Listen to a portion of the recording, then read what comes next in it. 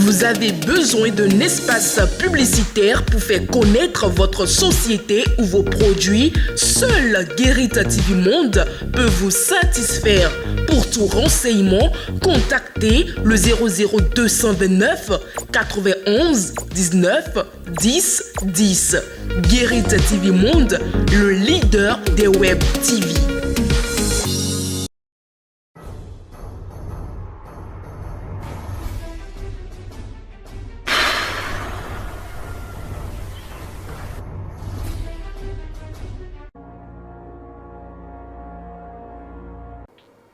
Bien le bonjour à chacun et à tous et bienvenue dans votre émission Tour d'Horizon.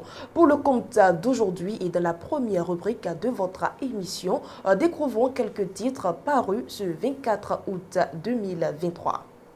Fidèles internautes de Guérit TV Monde, bonjour. On ouvre la revue des titres de ce jeudi 24 août 2023 avec le quotidien Le Béninois libéré. Présidentielle de 2026. Fait-on semblant d'oublier la piste au point Nazé Yahi? Alerte de communiqué de l'OCRC. Les cybercriminels défient maintenant le président Patrice Talon. On poursuit avec le quotidien Le Matinal, Gisna 2023, réhabilitation de la mémoire de l'esclave. Ces infrastructures qui concrétisent la vision du gouvernement. Le quotidien d'Abattoir s'accorde également avec le Béninois libéré. Escroquerie via des plateformes digitales. Nouvelle alerte de l'OCRC. Les populations invitées à la vigilance. Le décryptage décrypte aujourd'hui décentralisation, indice de bonne gouvernance dans les communes du Bénin en 2022. Boupar, commune mieux gouvernée, Kouandé à la queue. Célébration de la Gisna 2023, le Bénin pour la réhabilitation de la mémoire des afro-descendants. Coopération commerciale, hausse de 7,4% des échanges Chine-Afrique entre janvier et juin 2023. Et pour mettre fin à cette revue des titres, Matin Libre libère matinalement. Héritage intangible et manifeste de Toussaint Louverture. Bris de chaîne, écrit de liberté. Une si émouvante histoire à la sauce de Rekia Madougou. Montée des eaux au Bénin, 3 ans après le drame de Waria, l'Okpara tue toujours. Un dernier titre sur le Niger, à présent, situation des migrants, urgence d'un couloir humanitaire. Mesdames et messieurs, fidèles internautes de Guérit TV Monde, ainsi se referme la présentation des journaux ayant paru ce jeudi 24 août 2023. Merci de nous avoir suivis et bonne journée à vous en compagnie de nos programmes. Faire des rites avant la commercialisation et la consommation de l'igname est très important. C'est ce que nous apprend Koudous Edgar Adoglo, gardien de la tradition, dans l'invité du jour.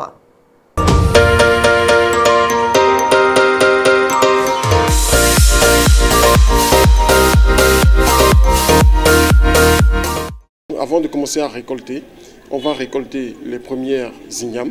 D'accord. Et avec ces premiers ignames-là, on fait les rites liés à notre panthéon, c'est-à-dire au panthéon.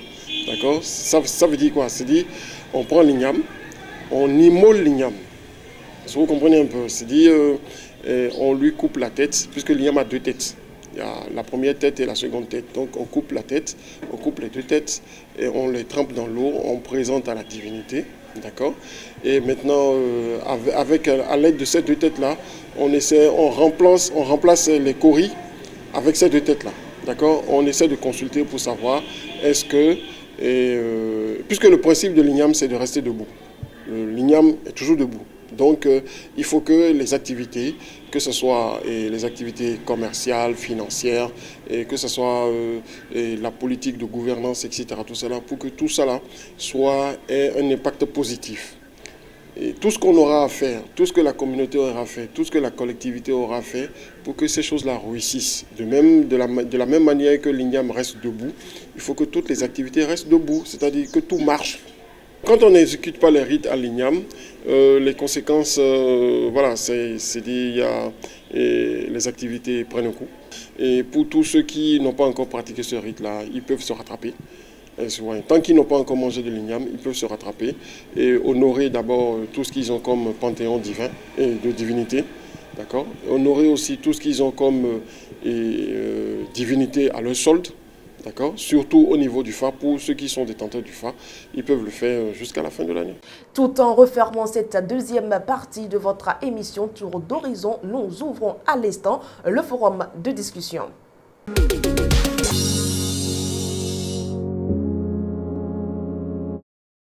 Le forum de discussion du 24 août 2023, c'est avec Evelyne Dossou. Evelyne Dossou, bonjour. Bonjour à vous, Latifat Kaweno. Cybercriminalité au Bénin, les arnaqueurs ont trouvé de nouvelles alternatives pour faire des victimes. Justement, Latifat Kaweno, comme vous venez de le dire, c'est à croire que dès qu'on trouve d'autres stratégies pour contrer le plan, ils développent également d'autres modes opératoires. Alors, ils ont trouvé un autre mode opératoire aujourd'hui pour faire justement des victimes, comme vous venez de le dire. Nous allons un peu décrire ce mode opératoire là. Cela consiste à créer des forats, à faire adhérer de nouveaux étudiants. Ils ont trouvé une nouvelle cible, surtout les jeunes étudiants, les nouveaux bacheliers. Donc, on crée ces forats-là, ces groupes WhatsApp pour les faire adhérer et on le sujet des bourses universitaires. Et vous savez, en tant que nouveau étudiant, en tant que nouvelle étudiante, quand vous entendez parler de bourses, surtout quand vous avez des moyens de bord, vous savez que tout de suite, vous êtes sidéré. Alors, on leur propose ces bourses-là. Et dès que ces étudiants adhèrent à ces groupes-là, on commence par les donner des informations comme promis sur les bourses universitaires, sur comment se passe la vie universitaire. Et du fil en aiguille, on leur dit de constituer des dossiers et il y a des frais de dossier. Alors, c'est là que commence véritablement l'ANAC. Et il y a des frais de dossiers auxquels doivent souscrire ces nouveaux bacheliers, ces nouveaux étudiants. Et ces étudiants aussi étant naïfs, paient ces frais de dossier-là et c'est maintenant après paiement de ces frais qu'ils se rendent compte du fait que ce n'était que de l'illusion, du fait que ce n'était que du vent et ils n'ont plus de suite à ce qu'ils appelaient bourse universitaire et autres. Donc c'est un peu comme ça que ces cybercriminels-là fonctionnent aujourd'hui. Donc, ils ont trouvé une nouvelle cible et l'OCRC a déjà commencé par sensibiliser la population à ce propos. Alors, qu'est-ce qu'il y a lieu de faire afin que les paisibles populations ne tombent pas dans ces pièges? Oui, justement, Latifat Kaweno, ce qu'il y a lieu de faire, c'est déjà ce que fait l'Office central de répression et de cybercriminalité OCRC. Il faut alerter la population, il faut sensibiliser jusqu'au dernier des Béninois. Il faut que tout le monde soit au même niveau d'information afin que ces cybercriminels ne trouvent plus de victimes à faire ici au Bénin parce que la cybercriminelle, ça fait des victimes, ça fait beaucoup de mal au passage. Donc, il faut informer la population et il faut surtout que la population sache qu'il n'y a pas de facilité. Surtout nos jeunes Béninois, il faut qu'ils sachent qu'il n'y a pas de facilité dans cette vie. Il faut travailler pour obtenir ce que l'on a. Si vous n'êtes pas boursier, quand vous entendez parler de ces bourses-là, sachez que pour la plupart, ce n'est pas du vrai en fait. Surtout tout ce qui circule sur les réseaux sociaux, c'est pas du vrai, ce n'est que du vent. Et ils sont les mieux placés pour le savoir. Ils savent mieux que les influenceurs, ils savent mieux que tout ce qui circule. La plupart de ces personnes-là ne vendent que du mythe, vous voyez. Donc, il faut qu'ils arrêtent à croire en tout ce qui circule sur les réseaux sociaux. Il faut qu'ils arrêtent, il faut qu'ils soient vraiment vigilants et fassent la part des choses entre le vrai et le faux. Quand ils entendent parler de ces choses, même si ce n'est pas une bourse universitaire, même si c'est autre chose lié, ce qui est intérêt, ce qui est profit, il faut vraiment qu'ils fuient ces choses-là et soient vraiment vigilants. Il n'y a que le travail qui rémunérait l'homme, il n'y a que le travail qui libère l'homme, comme on le dit. Alors soyons tous vigilants afin de ne pas tomber dans ces pièges. Et le rôle rôle aussi, il y a un rôle qui revient également aux parents. Il faut que les parents aussi éduquent leurs enfants sur ce qui est facilité. Il n'y a pas de facilité, comme je le disais. Il faut que les parents apprennent à leurs enfants à gagner ce qu'ils doivent réellement avec leur travail. Ce n'est que ça. Merci à vous, Evelyne Doussou. C'est moi, je vous en prie.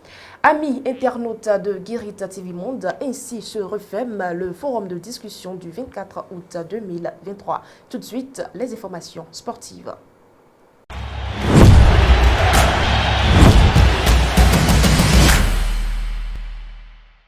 La phase nationale du tournoi sport au féminin menace de disqualification de la RDC de la CAN 2023 sont entre autres les informations à suivre dans la page des sports.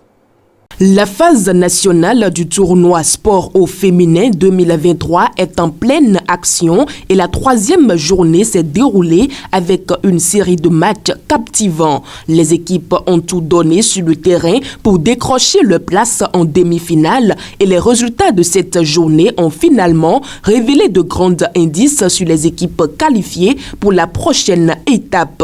La troisième journée a été marquée par une intensité accrue alors que les équipes se sont battues pour obtenir les victoires nécessaires pour se qualifier. Les rencontres ont déterminé les équipes qui ont de grandes chances de se qualifier en demi-finale. Autre actualité sportive, la République démocratique du Congo, RDC, se trouve actuellement sous la menace de suspension par la Fédération internationale de football, association FIFA, en raison des soupçons d'ingérence politique dans les affaires de la Fédération congolaise de football, association FECOFA. La FECOFA a été sommée par le ministère des Sports et des Loisirs de suspendre le calendrier des matchs pour la saison 2023-2024 en attendant la décision du gouvernement sur la base du rapport de la commission chargée de l'élaboration du nouveau système de développement du championnat national de football mis en place par arrêté ministériel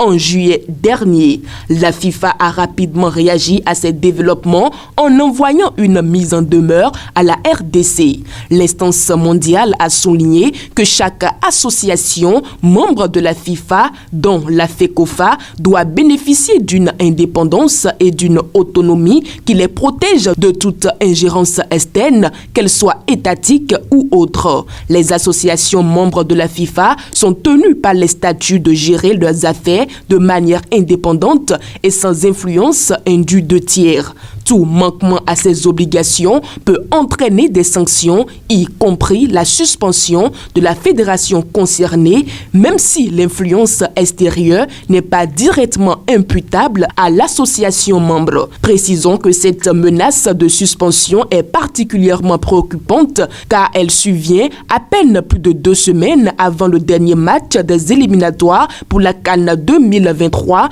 où la RDC affronte le Soudan le 9 septembre prochain au stade des Martyrs de Kinshasa. Alors que l'équipe nationale, les Léopards, a réussi à se redresser dans le groupe L, elle reste vulnérable à une disqualification si la suspension est effectivement mise en œuvre. Au Niger, dans l'actualité sportive, la Fédération nigérienne de football, FENIFOOT, informe que suite à un cas de force majeure et après concertation avec toutes les parties prenantes, il a été notifié à la Confédération africaine de football, CAF, du désistement de ses représentants en compétition interclub, Ligue des champions et Coupe de la Confédération 2023-2024. Cette décision est motivée par les effets néfastes de l'embargo de la CEDEAO contre le pays qui entrave la libre circulation en ce qui concerne notamment la fermeture des frontières terrestres et aériennes entre les pays de la CEDEAO et le Niger et l'établissement d'une zone d'exclusion de la CEDEAO pour tous les vols commerciaux à destination et en provenance du Niger. Mesdames et messieurs, sachez que le mal que vous faites en cachette à votre prochain, vous le payerez en public. Soyez-en sûrs, ce n'est pas une malédiction, ce n'est qu'une loi de la nature. Excellente journée à vous.